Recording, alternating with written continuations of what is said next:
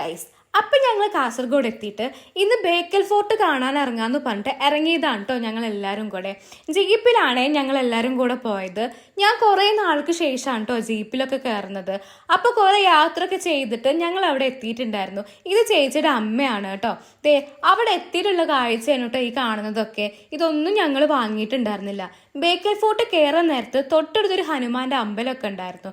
എന്തായാലും ഞങ്ങൾ അവിടെ എത്തിയ സമയം അടിപൊളിയായിരുന്നു. ഒടുക്കത്തെ വെയിലായിരുന്നു. എന്നാലും എല്ലാവരും കൂടെ ഇങ്ങനെ നടന്ന് കാഴ്ചയൊക്കെ കാണാൻ അതൊരു വല്ലാത്തൊരു രസമായിരുന്നു കേട്ടോ. ദേ ഇതൊക്കെ ഞാൻ കുറേ സിനിമയിലും അതുപോലെ തന്നെ ഇൻസ്റ്റഗ്രാമിലും മാത്രമേ കേട്ടോ കണ്ടിട്ടുള്ളൂ.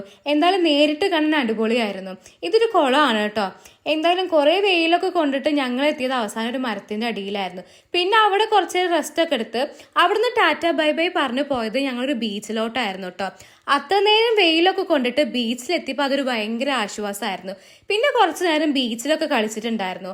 അവിടുന്ന് അധികം വൈകാതെ ഞങ്ങൾ അവിടെ നിന്ന് ഇറങ്ങിയിട്ടുണ്ടായിരുന്നു. അപ്പം അത്രയേ ഉള്ളൂ. Okay, by.